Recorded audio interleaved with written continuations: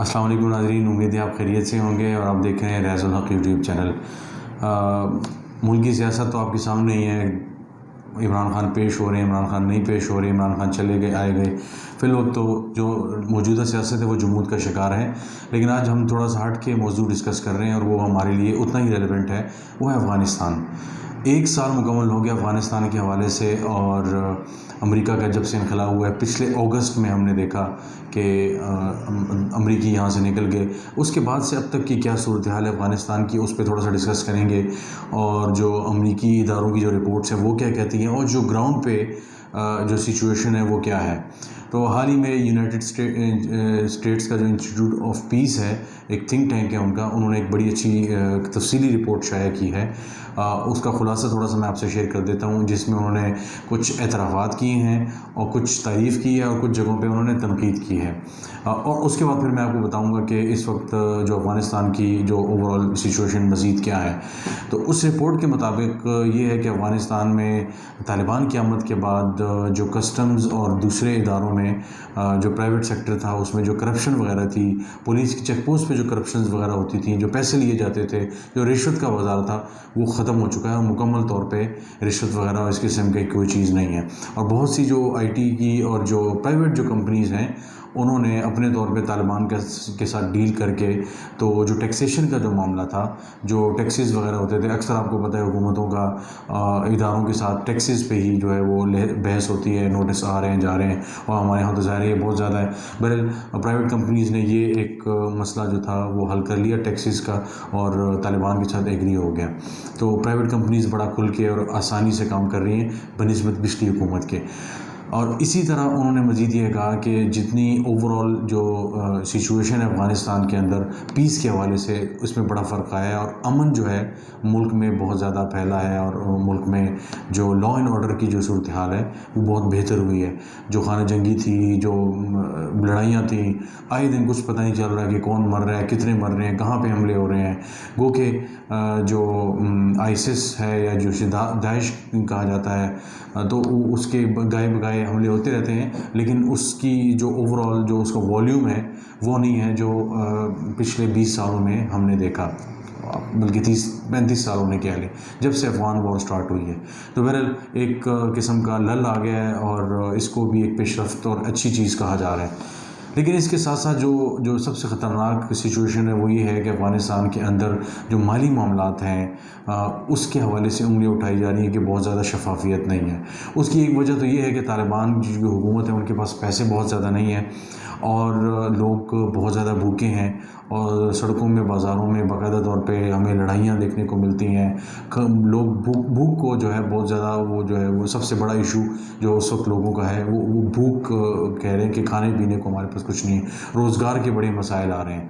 تو اس کو لے کر گورنمنٹ کا جو یونائٹڈ اسٹیٹس ہیں ان کا یہ کہنا ہے کہ جو افغانستان ہے، ظاہر ہے امریکہ نے یہ بھی کیا ہوا ہے کہ تقریباً 10 ارب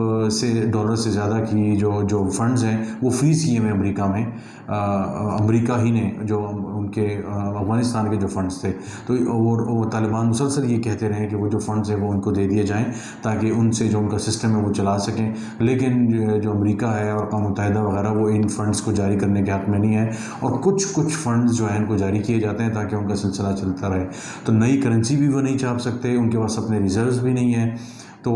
20 سے 30% جو اکانومی ہے وہ نیچے کی طرف گئی ہے، جی ڈی پی بہت نیچے کی طرف جا رہا ہے۔ پچھلی حکومت کی نسبت جیسی بھی تھی، لیکن امریکہ کو پیسوں کی ڈالرز ان کی آمد جاری تھی تو کچھ اسٹیبلٹی تھی، لیکن اس وقت بہت زیادہ معاشی حوالے سے بہت زیادہ انسٹیبلٹی ہے۔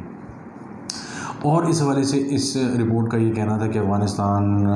اس وقت اپنے سخت ترین دور سے گزرا ہے، جس میں معاشی بہت بڑا چیلنج ہے، اور انہیں ڈر ہے کہ طالبان کو اگر پیسے دیے جاتے ہیں تو وہ غلط ہاتھوں میں جا سکتے ہیں، وہ اپنے دفاع کے لیے اور دہشت گردی کے لیے ان چیزوں کے لیے استعمال ہو سکتے ہیں، جو ظاہر امریکہ کا ایک ہمیشہ سے کنسرن رہا ہے۔ تو یہ تو ایک رپورٹ کا حوالہ تھا۔ اب اوورال اگر ہم انڈیپینڈنٹ جو مختلف میڈیا آؤٹلیٹس ہیں اور جو جرنلسٹ جو رپورٹ کرتے رہے ہیں ان کے مطابق افغانستان میں جیسے میں نے کہا کہ US کی جو رپورٹ تھی اس میں بھی اور ان میں بھی کہا جا رہا ہے کہ بہت زیادہ امن ہو گیا ہے. لوگ کم از کم اب یہ کہتے ہیں کہ وہ رات کو نیند جو ہے وہ سکون کی سو سکتے ہیں. اس کی وجہ یہ ہے کہ جو آپس میں لڑائیاں تھیں, جو گروہوں کی لڑائیاں تھیں, اور ایون جو ناردرن الائنس جسے شمالی اتحاد کہا جاتا ہے وہ بھی تقریباً کہیں نظر نہیں آتا. ہم نے دیکھا کہ پہلے زمانے میں 96 سے آنورڈ جو تھے احمد شاہ مسعود تھے, اور اس کے بعد ہم نے دیکھا کہ CIA کے جو ٹرینڈ کچھ جو بڑے نام تھے وہ بھی ترکمانستان اور اس طرح ازبکستان وغیرہ جا چکے ہیں. تو ایک قسم کی امن بہت زیادہ جو ہے ملک میں, جس کو لوگ بہت زیادہ پسند کر رہے ہیں. لیکن جو سب سے بڑا مسئلہ درپیش ہے وہ یہ ہے کہ پوری دنیا میں کسی ملک نے اب تک افغانستان کو قبول نہیں کیا سفارتی سطح پہ. گو کہ پاکستان, بھارت, رشیا ان کے ساتھ باقاعدہ طور پہ, چین باقاعدہ طور پہ اب وہ یہاں پہ ان کو ظاہر ہے یہ سارے خطے کے ممالک ہیں, اور انڈیا تو ظاہر ہے ہماری وجہ سے بہت زیادہ ایک قسم کی ضد میں کہہ لیں یہاں پہ آتا ہے. تو ممالک آ رہے ہیں, ان کے ساتھ سفارت خانے جو ہے وہ اس حوالے سے انفارملی جسے کہتے ہیں کھل گئے ہیں, سفارتی تعلقات بھی ہیں, سفیر بھی آ رہے جا رہے ہیں. تو یہ سلسلے تو ہو رہے ہیں, لیکن ابھی تک کسی ملک نے باضابطہ طور پہ افغانستان کو قبول نہیں کیا سفارتی سطح پہ.